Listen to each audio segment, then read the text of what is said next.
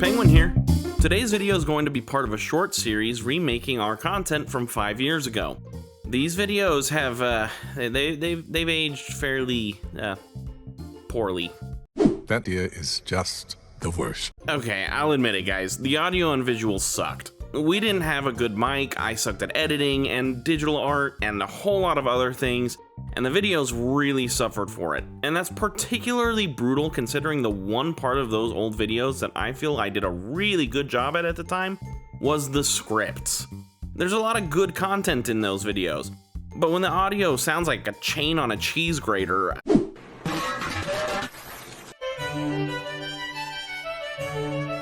I just really can't fault people for not wanting to watch those old things. I kind of wanted to take a hand at, repurposing that old content, so we took it to the polls. And look at that! A cool 69% of you, nice, said that you would like it if we remade that stuff. And the next most common answer was, oh man. Well, anyways, not a lot of you said that you would dislike the old content, so we're gonna start repackaging it. Today's video is about one of my favorite video games of all time, Majora's Mask. I hope you guys enjoy watching it as much as I do, because this one was absolutely one of my favorite videos from that original run. Without further ado, let's get into it. Now, when it comes to Majora's Mask, there are two types of people. Those that have played it all the way through and thoroughly enjoyed it, and those that never made it past Woodfall, likely as a result of the 3-day mechanic. It was fairly divisive, and I have seen many a person say that they don't enjoy the game much as a result of the mechanic's inclusion. I understand the difficulty that the mechanic adds to the game, but I said it back then and I will say it now. I don't think that people are really giving it a fair chance in that regard. So in reality, the two groups of people are those that love the game and those that haven't played it enough. I mean, it's so good, guys. It's so good, like I swear. Joking and generalizing aside, however, I feel that this game really is a standout in the series for a number of reasons. And I'm not alone in this. This has to be the Zelda game that people were, up until recently, having the hardest time to figure out, and as a result, people are still, to this day, constantly discussing it. What even is it? It takes place in a vague alternate world, one that Link finds mostly by accident, and that wants you to help people.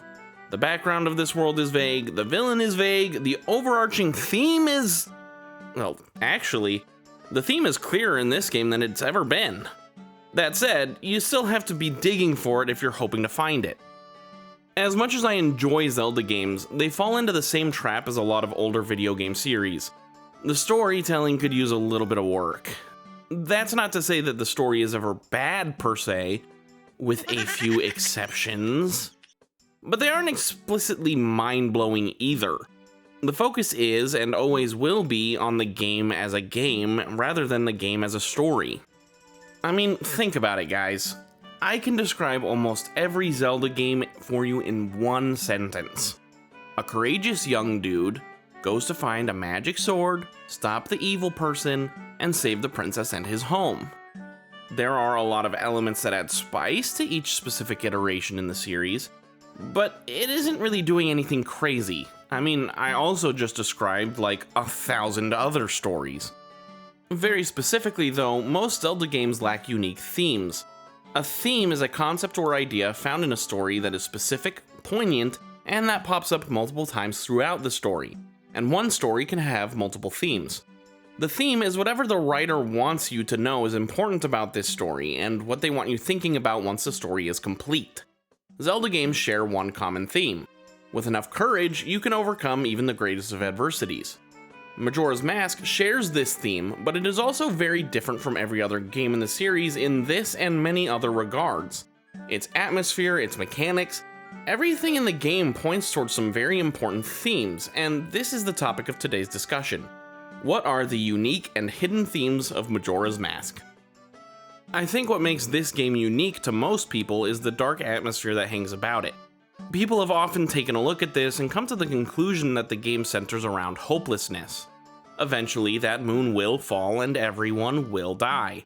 The characters in this game are rarely just happy-go-lucky people, they all have some form of issue, one that visually troubles them and that they often openly discuss with Link. This is nothing new. It's a video game. People have problems, you solve them, and people give you stuff as thanks.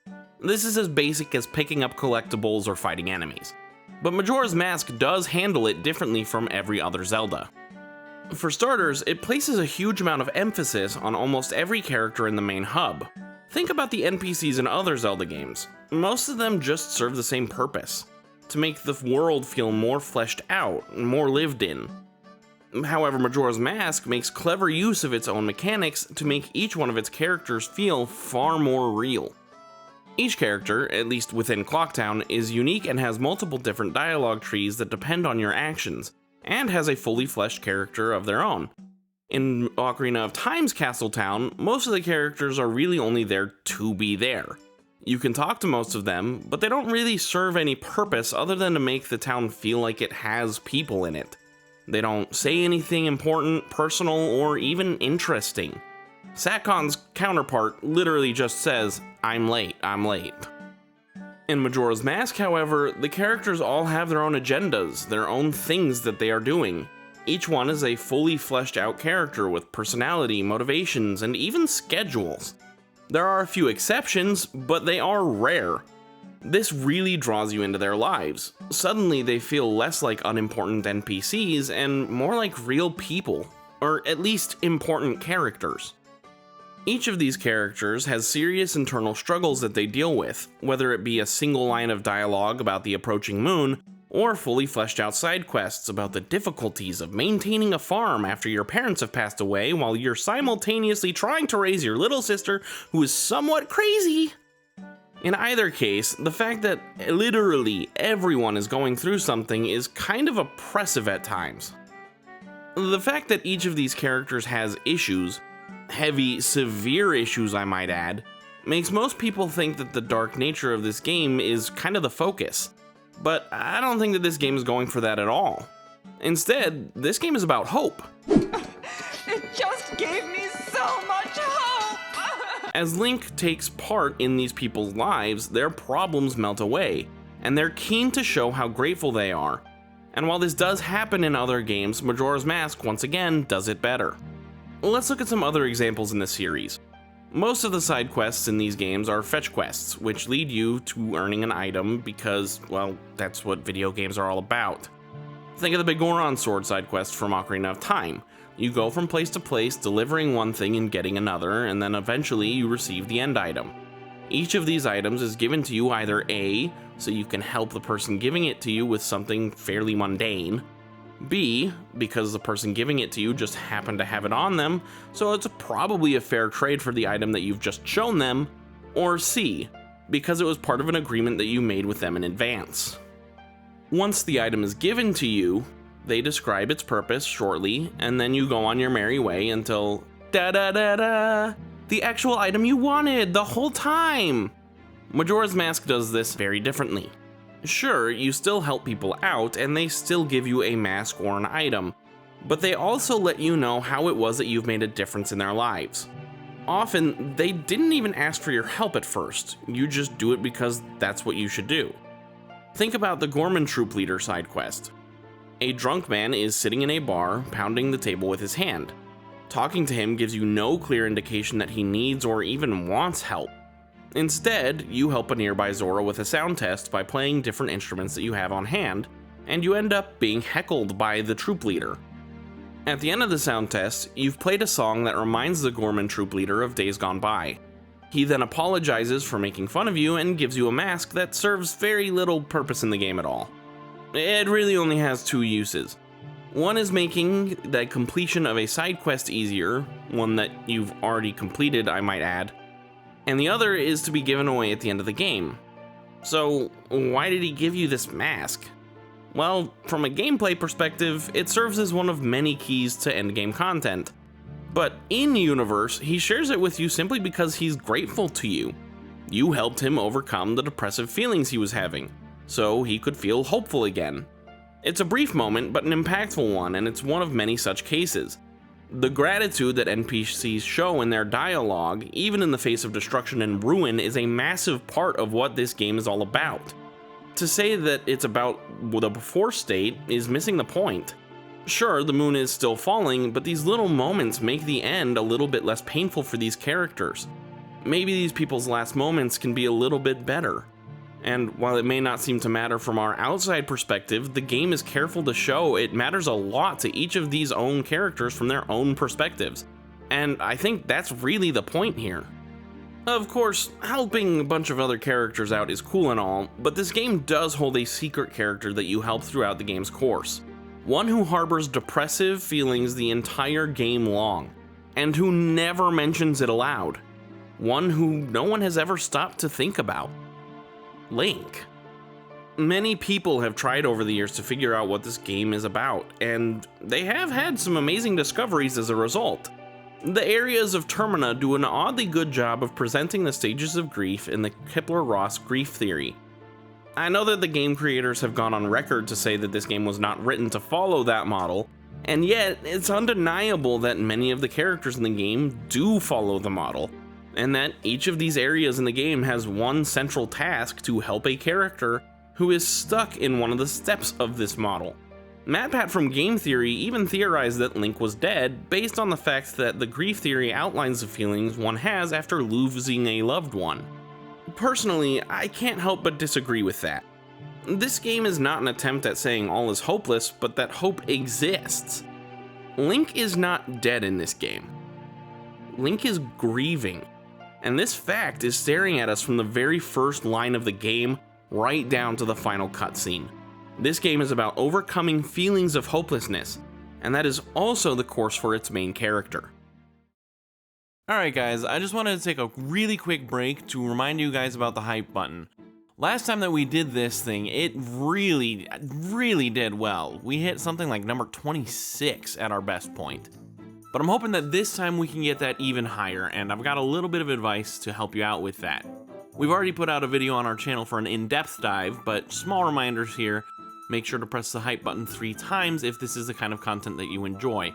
Little disclaimer on that though, before you press, we are going to be putting out a Deltarune video next week, and if you would like to save your hype for then I would greatly encourage that as well.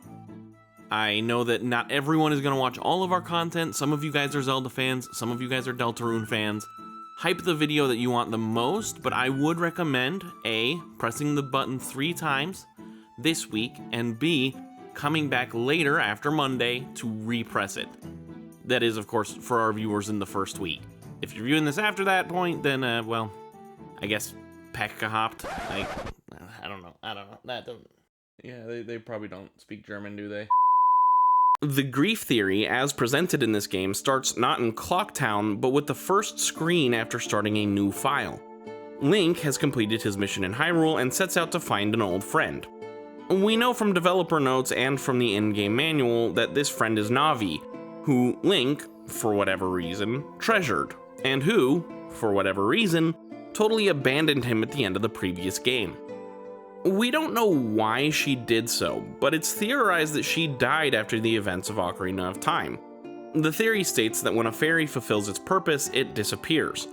This would explain why the Koroks have no fairies when the Kokiri clearly needed them, why fairies disappear after healing you, and why Navi disappeared at the end of the game.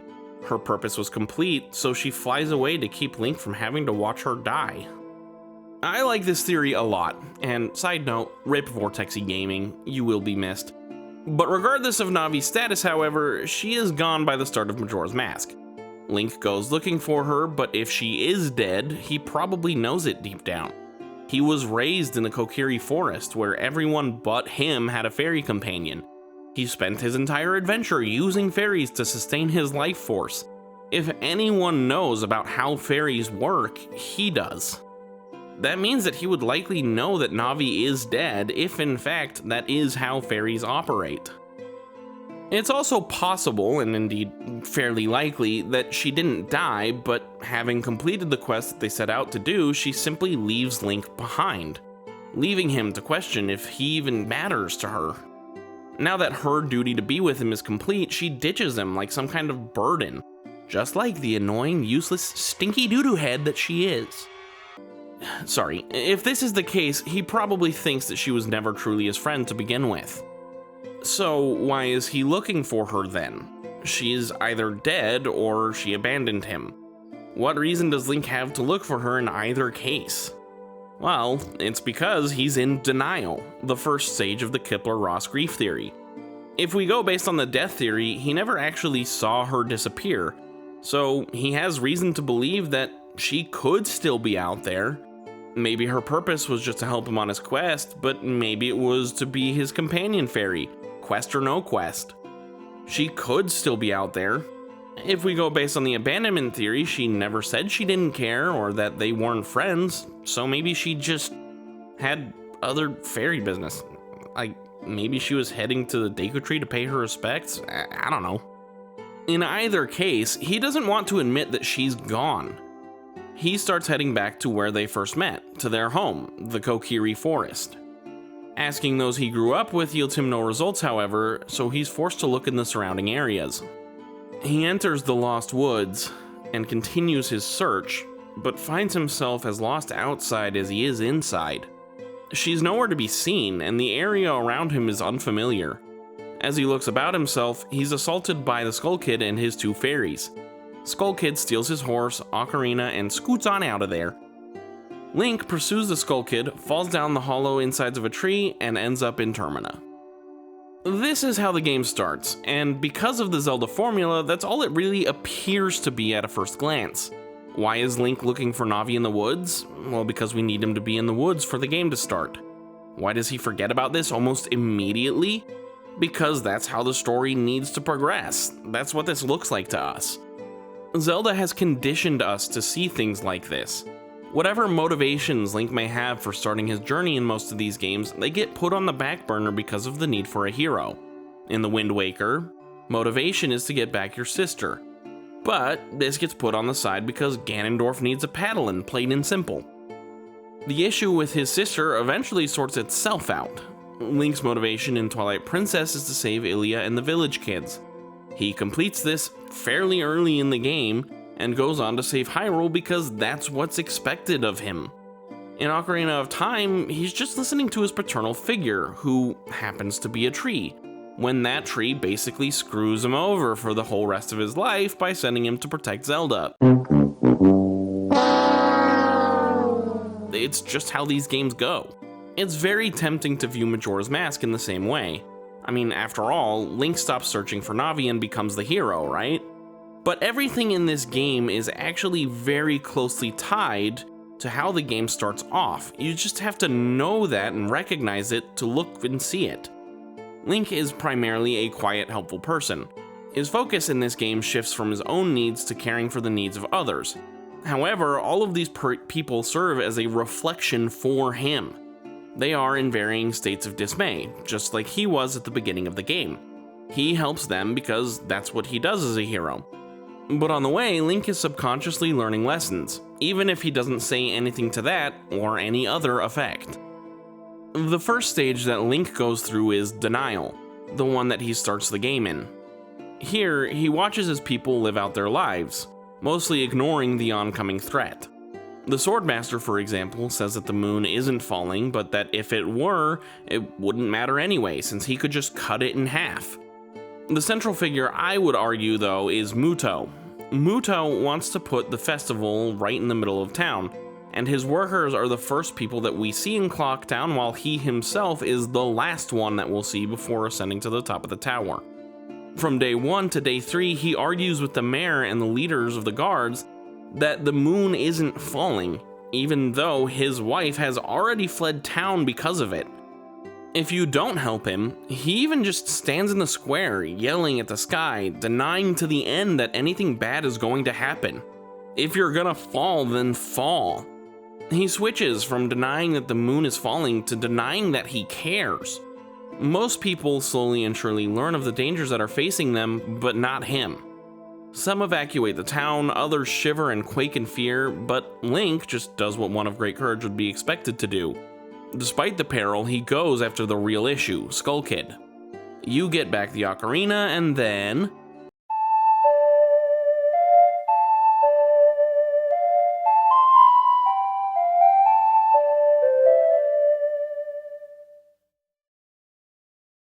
After the stage of denial, you go to Woodfall, where you deal with a bunch of angry people. Or, I guess in this case they're actually angry scrubs. Hey, I find that funny. Angry scrubs. Sorry, the Deku King is angry at the loss of his daughter and lashes out against a monkey. One that was actually attempting to help his daughter in the first place. Link rescues the daughter, brings her back, and saves the monkey. The king is pacified and his subjects are pacified along with him. Then comes the stage of bargaining. Darmani, a Goron, has already died by the time that we reach Snowhead. He meets you as a deceased specter, and he tries to reason with you, a person who can see ghosts and thus must clearly have some kind of magical capacity. He tries bargaining with you to bring him back to life so that he can stop the threat assaulting his village. He can't bear the thought that he has failed them, that he wasn't enough, and he's willing to do anything to fix that. But he can't. Instead, Link helps him to find peace and promises to take on the issues that Darmani couldn't resolve on his own. The next stage is depression. Lulu the Zora has a boyfriend with whom she was about to have children. However, the eggs were stolen and her boyfriend was injured trying to get those eggs back. She goes into depression and refuses to tell anyone anything. Link finds the boyfriend on the brink of death and, similar to Darmani, he helps to put him at ease before assuming his own role, rescuing the eggs and letting Lulu know that everything is going to be alright. She then goes back to the way that she always was. The final stage of the Kipler-Ross grief theory is acceptance. Here, you help the commander Kita along with several other undead to come to terms with their own deaths, letting them know that a war between the Kingdom of Ikana and the Garo is now long since over. You also receive the light arrows in the Stone Tower Temple, which are used as a reference of symbol of truth and justice in a few times throughout the game. This item could be a representation of accepting the truth, though I guess that might be a jump. Throughout the duration of this game, however, Link does not show most of the signs of being in any of these stages or of overcoming his own grief. As a matter of fact, it never even gets addressed after the opening scene. The only stage that he has gone through personally is denial, and he's still in denial. Through the entire course of this game, he refuses entirely to even deal with his own issues. He is quietly and compliantly taking care of everyone else's problems for them and ignoring his own.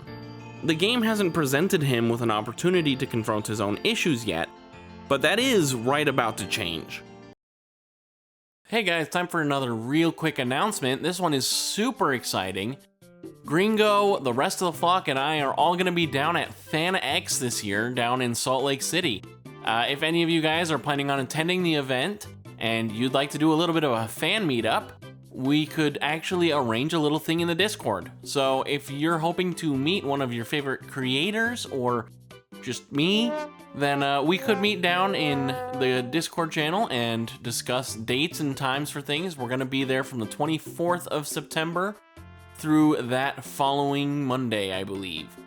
It's going to be a lot of fun. I hope to see a lot of you guys there, but back to the video.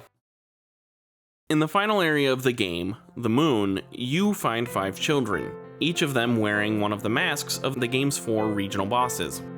You play hide and seek with the moon children, but when the game of hide and seek ends, they each ask you a poignant question. It is worthy of note that they will only talk to you. They will not talk to you if you're wearing a transformation mask, which could mean that they want to know what it is that Link himself really thinks.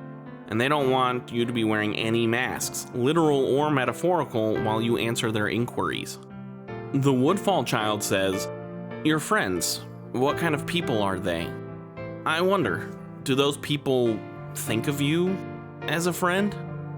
The Snowhead child asks, "You, what makes you happy? I wonder, what makes you happy?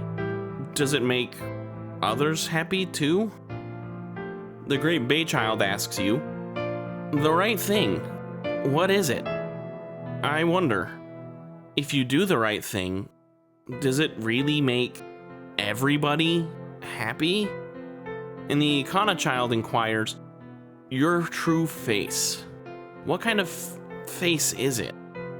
I wonder, the face under the mask, is that your true face?" The final child is wearing Majora's mask.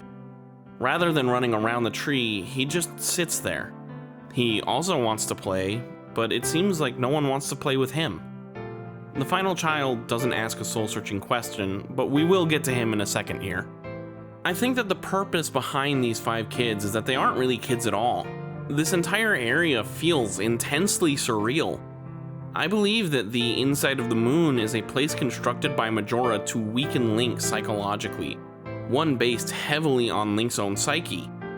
Link is represented by all of the moon children in their own worlds, and by the kids sitting under the tree in the main area. I think that the questions that the children are asking Link are questions that he asks himself. He feels alone. He thinks that maybe the reason Navi left him is because she didn't care about him. Remember the Woodfall child's question? Your friends, what kind of people are they? I wonder, do those people think of you as a friend? Link thought of Navi as a friend, but did she think of him the same way? He's spent his whole life since the Deku Tree died trying to help people, and yet the only one who was really a good friend, the only one who was with him that whole time, who stuck it through to the very last second, and the only one who remembers any of it, left him behind once it was all done. The second question asked was, you. What makes you happy? I wonder, what makes you happy? Does it make others happy too? This question shows his own self-doubt. Did the times that he thought were so good, the enjoyment that he had, did any of it mean anything to Navi, or to anyone for that matter? No one but he and Navi remember the adventures that they went on. I mean, he doesn't even know that there's a whole other timeline over there, so it really is just Navi. Did anything that he did make a real difference for anybody? Sure, he saved the day for now, but no one even knows that their lives or livelihood were spared. Did he make anyone else happy? Now for the next question. The right thing. What is it? I wonder, if you do the right thing, does it really make everybody happy? He's always tried to help people, but it seems like he was just being used and abandoned. Did doing the right thing have any positive results in the end? Was it worth it?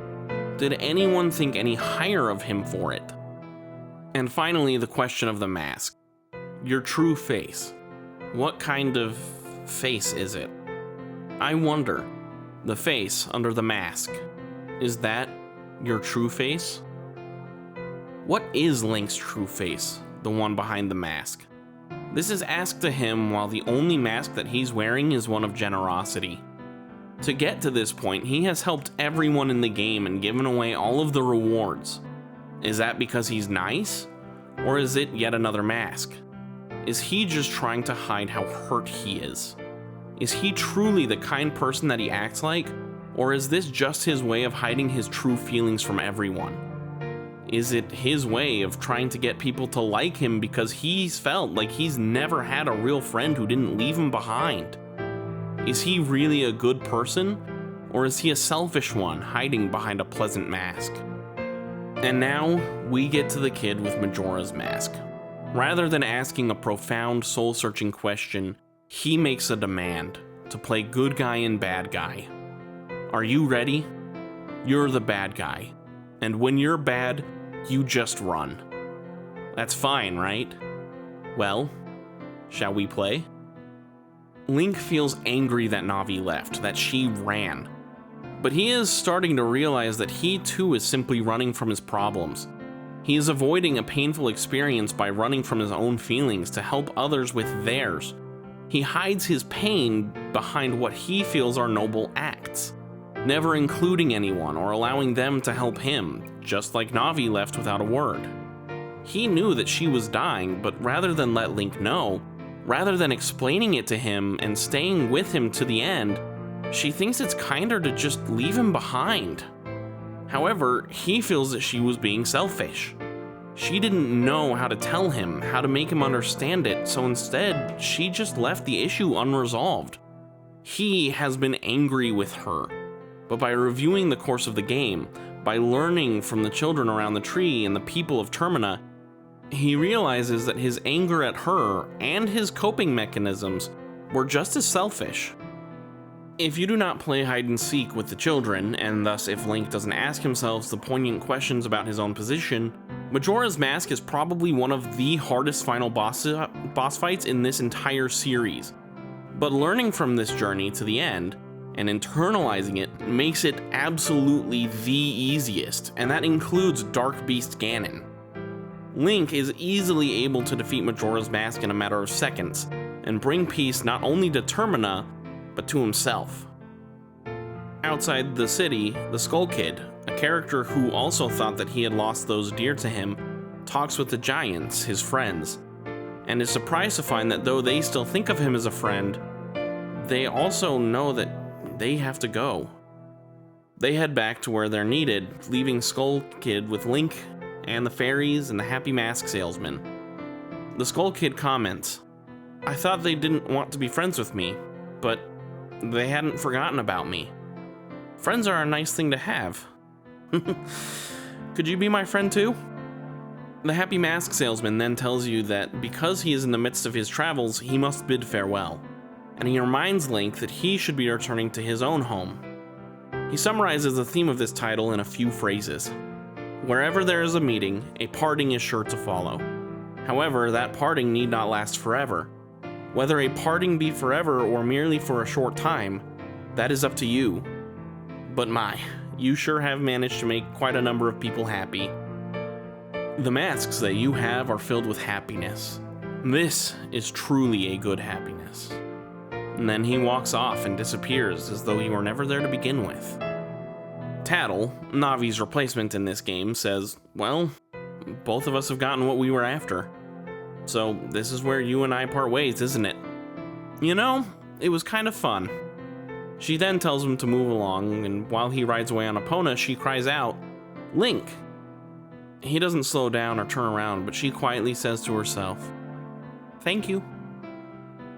All of the dialogue at the end serves to answer the questions that the children asked in the Moon section. His friends do think of him as a friend. The adventure that he had with Tattle did make her happy as well, and it wouldn't be a stretch to say that Navi felt the same way. Doing the right thing does make people happy, and the way that Link presents himself is his true self. His motivations may be his own, but no matter why he does what he does, he is a kind and helpful person, and those around him recognize it in the end.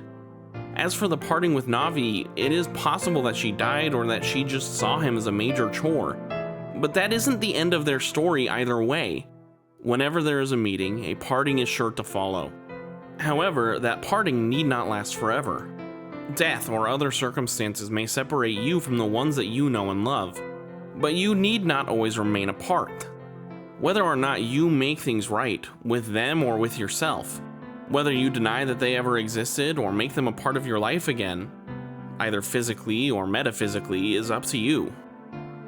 The credits then play to scenes of all the people that Link has helped throughout the game, and Link returns back to Hyrule, back to the forest that he began his quest in. But he's no longer lost, and he's no longer searching. He rides back full of determination, looking only forward, and the camera turns to reveal a carving on a stump. The carving was made by Link, to remind himself of his journey if he ever got lost again. Ultimately, this game is about loss, but even more so about recovery. It's about making things right. It's about friendship, parting, and reunion. The beginning of this game is not just an excuse to start the game, it's the introduction of the main theme. Losing someone important to you, no matter how you lose them, is hard. But that doesn't mean it's a game over. You may feel like you've met with a terrible fate, but you can still achieve the dawn of a new day. You may feel like no one cares, but you never know how much good you do, or how much you mean to those around you. No one, not Link, not the Skull Kid, and not you, no one is alone. This is all represented in the beginning and in the end of the game, but recovery is shown all throughout. There are 3 songs in this game that stand out as overly important: the Song of Time, the Oath to Order, and the Song of Healing. The Song of Time stands to give you a second chance, a third chance, as many chances as you need. its existence proclaims that it's not over until you give up. The oath to order implies that you can't do it on your own. You need support, and this is woven into the very essence of human existence. Everyone needs something to rely on. And the Song of Healing shows that sometimes problems must be approached differently than you might hope. The amount of times that you use the Song of Healing for any reason other than to fix a sign or hear the song is 4. Of these times, only 2 are used to heal physical ailments. In fact, one of the times that you play this song, it actually leads to the person that you're playing it for dying. This song isn't meant to heal you physically, it's meant to put your heart at ease. It's meant to make things right. And that happens in a lot of different ways, ones that we might not expect. This song again summarizes the theme that we can be whole after the traumas that we've endured. And that about wraps things up for this week's episode. I hope you guys enjoyed it as much as I did. Honestly, this game is a masterpiece when you stop to take a look at it. It's so much deeper than you can get at just a glance, even after years and years of playing it, and that's part of what makes it so great.